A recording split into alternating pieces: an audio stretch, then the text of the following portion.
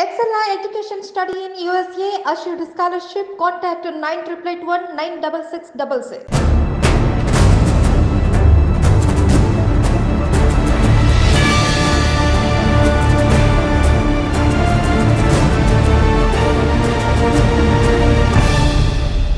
Welcome to crime analysis.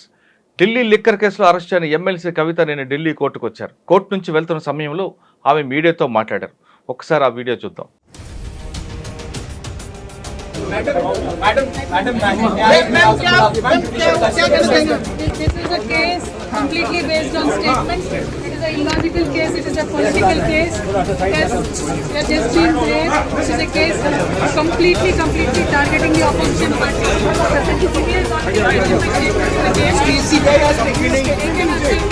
Ma'am CBI ने आपसे क्या पूछा मैम?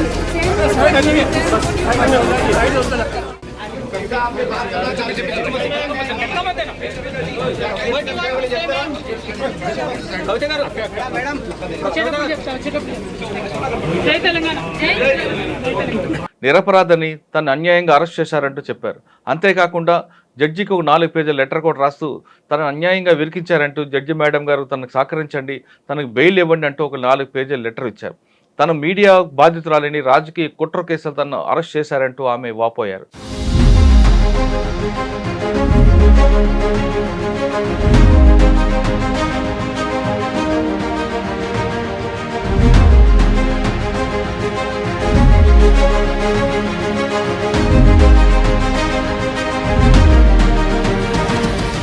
అసలు లెటర్ వెనక ఉద్దేశం ఏంటి, ఆ లెటర్లో ఉన్న వాస్తవాలు ఏంటి, అంతేకాకుండా ఢిల్లీ కోర్టులో నేనేం జరిగింది అనే అంశాలు మనతో మాట్లాడడానికి మాజీ పోలీస్ అధికారి సర్వేశ్వర రెడ్డి గారు ఉన్నారు. ఆయన అడిగి పూర్తి వివరాలు తెలుసుకుందాం. సార్ నమస్తే అండి. నమస్తే సార్. ఇప్పుడు చూస్తున్న వీడియోలో కోర్టుకు వచ్చారు. కోర్టు నుంచి వెళ్తున్న సమయంలో ఆమె జై తెలంగాణ నినాదాలు చేయడం కాకుండా ఒక లెటర్ కూడా రిలీజ్ చేశారు.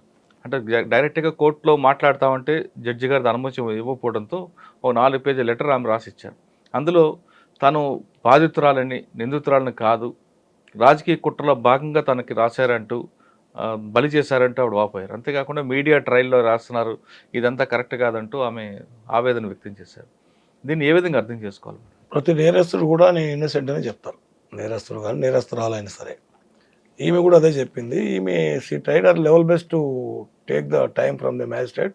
She want to explain something what ever return in the letter. అది కోర్టు యాక్సెప్ట్ చేయలేదు. తర్వాత ఏం రాసిందంటే ఇవే, నేను నిరాపరాధిని, ఇన్నోసెంట్ను, కావాలని నన్ను ఇరికిచ్చారు, నాకు దీనికి ఎలాంటి సంబంధం లేదు, నాకు మీడియా ట్రోల్ చేసి టైం అండ్ ఎంగేజ్ చేయడం మూలంగా రాజకీయ కుట్రలో భాగంగా నన్ను ఇరికిచ్చిందనే ఒక కాన్సెప్ట్ చెప్పింది. సరే, ఏదేమైనా ఎవిడెన్స్ లేనిదైతే ఎవరు ఇరికియ్యారు కదా. Number 1 point Murali, such a big case ఇది. అక్కడ సక్సెస్ అయితే ఆల్ ఓవర్ ఇండియాలో ఈ లిక్కర్ పాలసీ పెట్టాలనే కాన్సెప్ట్ ఒకటి వాళ్ళు ప్లాన్ చేశారు, హ్యాచరీ ప్లాన్.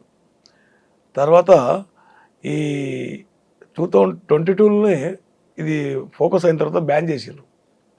అంటే దట్ ఈస్ అడ్మిటెడ్ ఫ్యాక్ట్.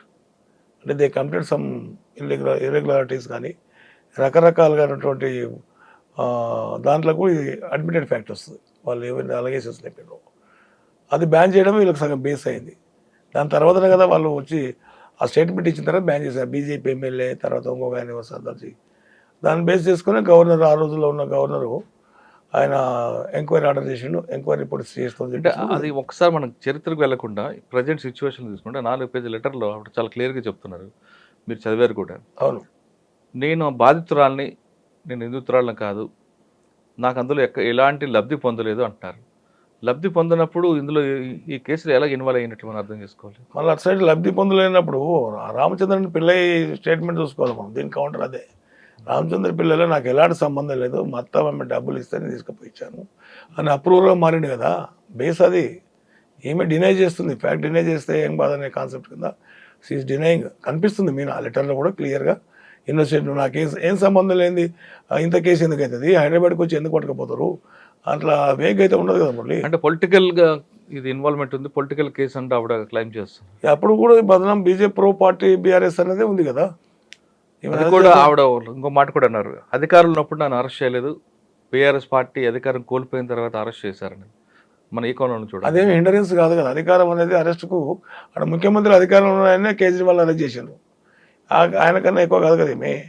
మరి ఈమె అధికారం ఉన్నా లేకున్నా అరెస్ట్ అనేది తప్పదు, ఎవిడెన్స్ ఉంటాయి, పర్మిషన్ తీసుకుంటారు లేకపోతే ఇంటిమేట్ చేస్తారు. అంతే తప్ప అరెస్ట్ అవాయిడ్ చేయడానికి లేదు. అధికారం ఉన్నాను, నన్ను ఎవరు పట్టుకోరు, ఆ షో ఆఫ్ చేయడం, ఆ ఇంటి దగ్గర షో ఆఫ్ కూడా వాళ్ళకు బాగా నెగిటివ్గా తీసుకున్నారు. ఆ క్రౌడ్ వచ్చేసి స్లోగన్స్ రేజ్ చేయడము, కేటీఆర్ వచ్చి నిలదీసి అడగడము. అంటే ఈడీ బెయిల్ కోసం అబ్జెక్షన్ చేస్తున్నప్పుడు ఈ పాయింట్ కన్నా ఫస్ట్ సమ్మర్లు ఇచ్చిన తర్వాత ఫోన్లు డిజిటల్ చేయడం, ఎఫ్ఎస్ఎల్ రిపోర్ట్ వచ్చిందని చేశారు. ఆ డిజిటల్ ఎవిడెన్స్ డ్యామేజ్ చేసిన ఎఫ్ఎస్ఎల్ రిపోర్ట్ ఇచ్చింది. అది కూడా main base for rejecting the bail. Bail ఇప్పుడు వీళ్ళ పాయింట్స్ ఉన్నాయి కదా, కామెంట్ చేసినటువంటి ఇన్నోసెంట్ ఏం కాదు, ఇస్ వెరీ క్లెవర్. తర్వాత ఈ ఎవిడెన్స్ని ట్యాంపరింగ్ చేస్తుంది, బయటకు వెళ్తే క్లెవర్. ఆల్రెడీ బయటకు వచ్చిన రాకముందే దాని గురించి చెప్పండి ఆ విట్నెస్లో, మీరు చెప్పకండి అది అని చెప్పిన దేర్ హ్యావింగ్ ఎవిడెన్స్, దాన్ని ప్రొడ్యూస్ చేసారు కోర్టుల వాళ్ళు.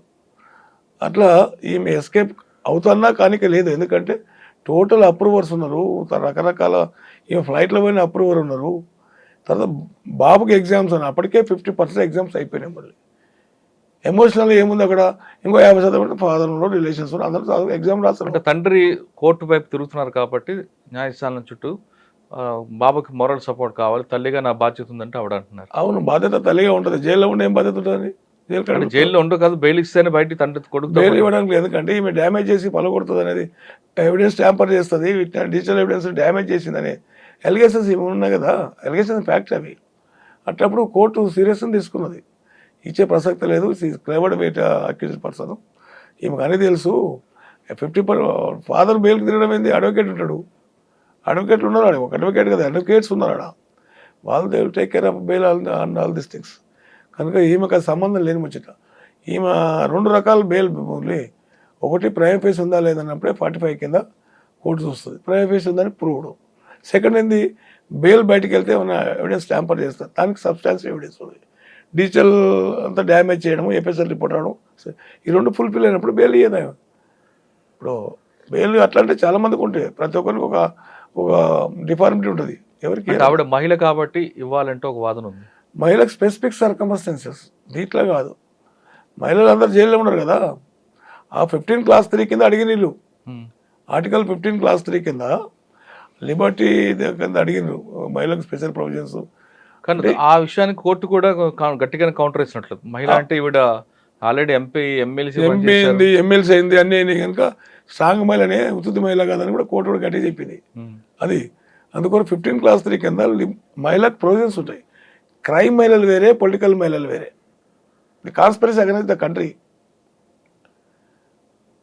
ఎకనామీని కొల్లగొట్టడం, ఈ దీంట్లో మహిళలకు స్పెషల్ ప్రొవిజన్స్ ఏమి ఉండవు. అందుకని వాళ్ళు చెప్పిండ్రు, సీజ్ ఓకే వీఆర్ యాక్సెప్టింగ్ మహిళ, కాకపోతే ఎంపీకి ఉంది, ఎమ్మెల్సీకి ఉంది, ఇవన్నీ తెలిసిన తర్వాత మరి ఈ పని ఎందుకు చేసిందని వాళ్ళ కోర్టులో వచ్చింది. అది ఆ మ్యాటర్ 15 Clause 3 కొట్టేసి రూల్ ఆఫ్ లా చెప్పింది, ఆర్టికల్ 14 చెప్పింది, అందరితో పాటు సమానం ఉండాలి.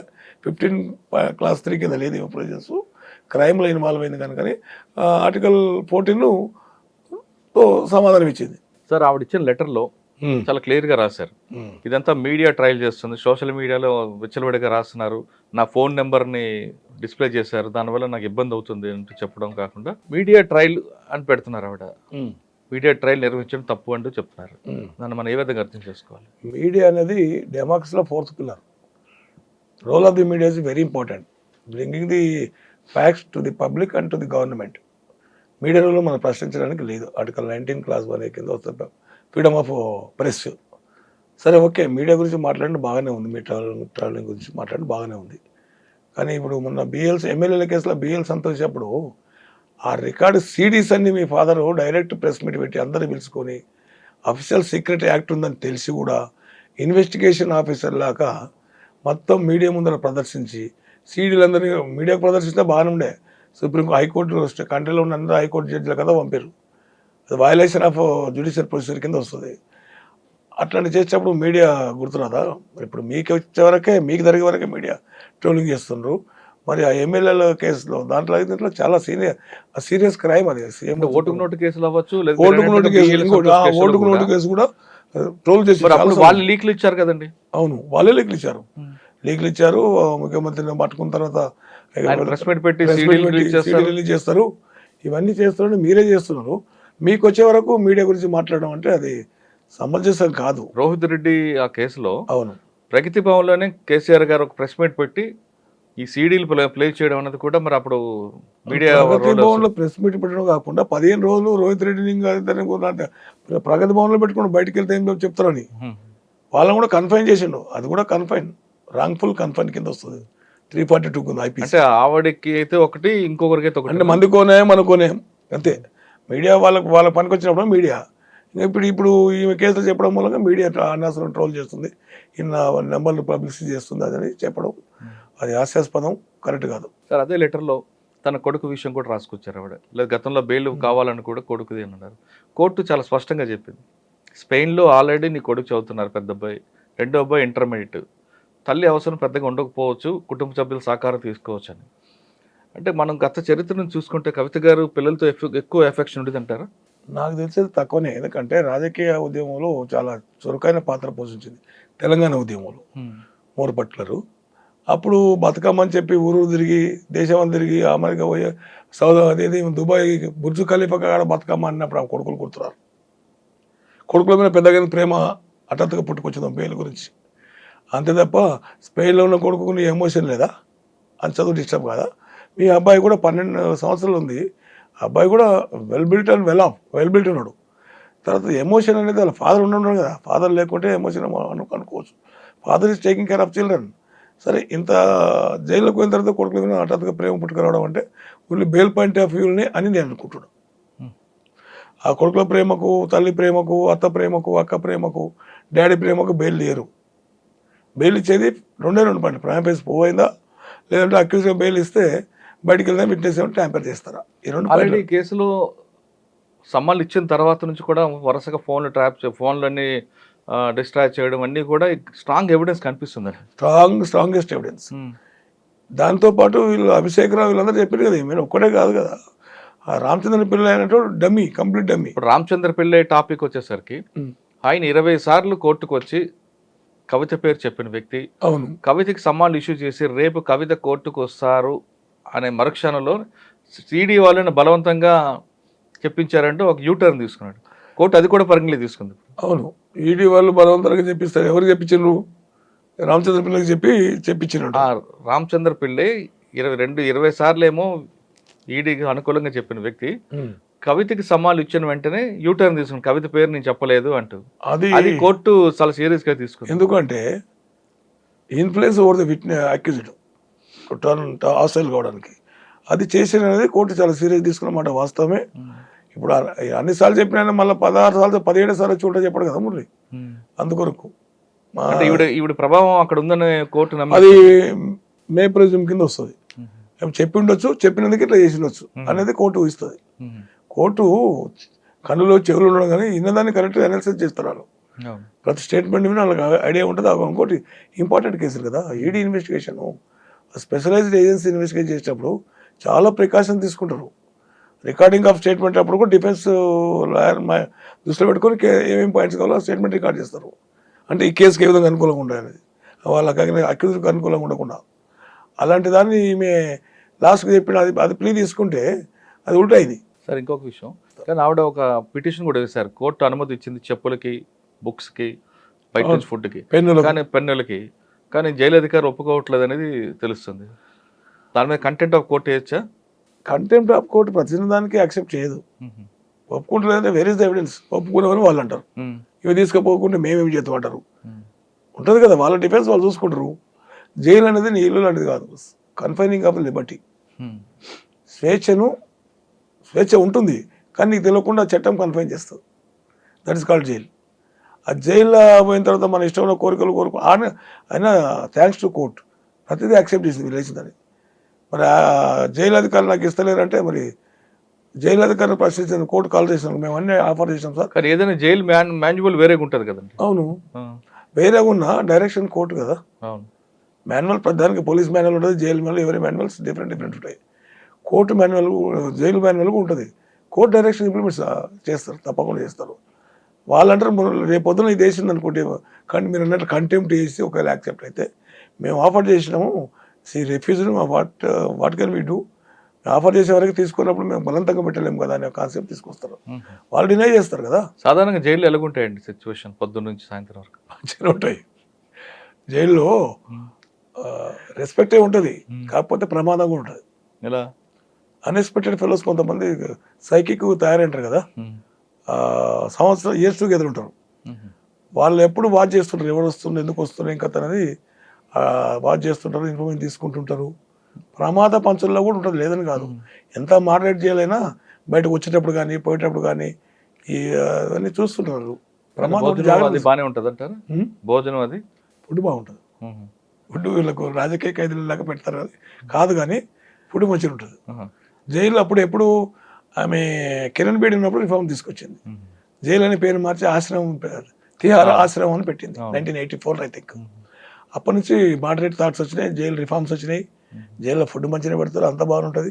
ఫుడ్ ప్రిపేర్ చేసుకునే బాధ్యత కూడా ఈ ట్రయల్ కన్విక్ట్ పెడతారు, లైఫ్ కన్విక్ట్ ఉంటారు కదా. అంతేగాని బయట నుంచి తీసుకురావడం ఉండదు. బయట సామాన్యంగా అలో చేయరు. మరి అలో చేయాలంటే బయట నుంచి తెచ్చిన తర్వాత వీళ్ళ మనిషి కూడా అక్కడ తినాలి, టెస్ట్ చేయాలి. తిని ఒక 15-20 నిమిషాలు కూర్చున్న తర్వాతనే పంపిస్తారు లోనికి, లేక పంపరు. మరి అంటే ముందు ఇంకోటి ఎంగిల్ చేస్తే కానీ మనం తినం, అది జైల్లో ఉంటుంది. ఎందుకంటే మనం ఏమైనా సస్పెక్టెడ్ పాయిజన్స్ ఏమైనా తీసుకురావచ్చు కదా. జైల్లో జరగకూడదు, జైలు సూపరింటెండెంట్ వాళ్ళందరికీ నెత్తినొప్పి వస్తుంది కదా. అట్లా అందుకొరకు బయట నుంచి బిర్యానీ వస్తుంది అని అంటారు, వాస్తవా? ఏదన్నా రాని భయ్, కోర్ట్ డైరెక్షన్ ప్రకారం ఏదన్నా రాని, ఎవరు పడితే అది చెప్పారు. బిర్యానీ ఏమైనా చెప్పారు. సండే మటన్ ఉంటుంది, మార్నింగ్ టిఫిన్లు, స్నాక్స్ అన్నీ ఉంటాయి. మన ఇక్కడ జైలు ఉంటాయి, అక్కడ జైలు ఇంకా బాగుంటాయి. ఎందుకంటే ఢిల్లీ హెడ్ క్వార్టర్ జైలు కదా. 25,000 మందికి భోజనాలు పెట్టాలి వాడు పర్ డే, బ్యారక్ వైజ్. ఎక్కడికక్కడ సపరేట్ ఉంటాయి. అది ఎంత పెద్ద యూనిట్ అది, కాంట్ ఇమాజిన్. ఆ సెల్ పెద్దది అది. ఇక దాంట్లో ఉంటే స్వేచ్ఛ ఉంటుంది, లేదని కాదు, కానీ ప్రమాదం కూడా ఉంటుంది, పొంచి ఉంటుంది. సార్ జైల్లో క్యాంటీన్ ఉంటుంది, అక్కడ అన్ని దొరుకుతాయి అంటారు, వాస్తవా? ఉంటాయి, దొరుకుతాయి, కానీ తెప్పించుకోవడానికి మనిషి అందుబాటులో ఉండాలి. తెప్పించుకొని తినాలంటే మళ్ళీ భయం ఉంటుంది. Anything can happen Murali. ఇప్పుడు చార్లెస్ శోభరాజు ఉండే అక్కడనే, బీచ్లో మహిళలు చంపేసి గోల్డ్ ఎత్తుకపోయి రకరకాల ఇంటర్నేషనల్ క్రిమినల్ ఉండే, అదే జైల్లో ఉండే. రంగాబీల్లో కూడా అదే జైల్లో ఉన్నాడు. ఏమవుతుందంటే ఈ క్రిమినల్స్ అక్కడ ఎస్కేప్ అయిపోయాడు, అంత పెద్ద హై సెక్యూరిటీ జైల్లోకి వెళ్ళి ఎస్కేప్ అయిపోయాడు. మళ్ళీ గోవాలో పట్టుకున్నప్పుడు చార్లెస్ శోభరాజు అట్లా ఎస్కేప్ అయి పెద్ద పెద్ద ఇంటర్నేషనల్ క్రిమినల్స్ ఉంటారు, పక్కనే కదా. వాళ్ళు ఏ రూపంలో రావచ్చు, ఎట్లా రావచ్చు. అందుకొరకు సార్ టీవీ ఉంటుంది అంటారు, పేపర్లు చదువుకోవడం. టీవీ ఉంటాయి, నేషనల్ ఛానల్ వస్తాయి. యాదగిరి ఒకటి, ఇంకొకటి దూరదర్శన్. దీంట్లో ఏం చదువుతావు, ఏముంటాయి. సమాచారం రావాలి, న్యూస్ పేపర్లు కూడా కటింగ్ వేస్తాయి, సెన్సార్ వేస్తాయి. ఎందుకంటే ఇంక ఏ చదివితే ఎవరు ఏం డెసిషన్ తీసుకుంటే తెలియదు కదా. సైకలాజికల్ డిప్రెషన్ మూడ్లో ఉంటారు, జైల్లో ఉంటుంది, ఫ్రస్ట్రేటెడ్ మూడ్లో ఉంటారు. ఇటువంటి వ్యక్తులు ఫస్ట్ టైం వచ్చారనుకోండి, ఫస్ట్ టైం వచ్చిన వ్యక్తులకి అందరితో కలిపి పెడతారా, సెపరేట్ పక్కన పెట్టి వాళ్ళకి ఏమైనా అబ్జర్వేషన్ ఉంటుంది? వీళ్ళు సపరేట్ బ్యారక్ ఉంటుంది. ఒక కానిస్టేబుల్, లేడీ కానిస్టేబుల్ కూడా పెట్టారు, వాచ్. అంటే జోలు పెట్టుకుంటే మాట్లాడడానికి కాదు, పక్కన ఉండి వాచ్ చేస్తారు, ఒక డ్యూటీ పెడతారు. ఇక క్లోజ్లో ఉంటారు కనుక వాచ్ చేసుకుంటూ ఉంటారు. వాచ్ చేసి మీకు ఏమైనా నెసిటీ ఉంటే అవసరం చెప్తే వాళ్ళు జైలు అధికారులకు ఇంటిమేట్ చేసి తెప్పిస్తారు. ప్రతిదీ మీకు ఇంటికి వెళ్ళి వస్తుంది కదా, ఫుడ్ అంతా ఇంటికి అన్నీ వస్తాయి, కానీ కుటుంబం ఒకటి దూరం ఉంటుంది. స్వేచ్ఛ కట్టేలు ఏంటంటేనే జైలుకు బయట ప్రపంచం డిఫరెంట్. అదే మానవ స్వేచ్ఛ వాల్యూ తెలవాలంటే జైలుకు రావాలి.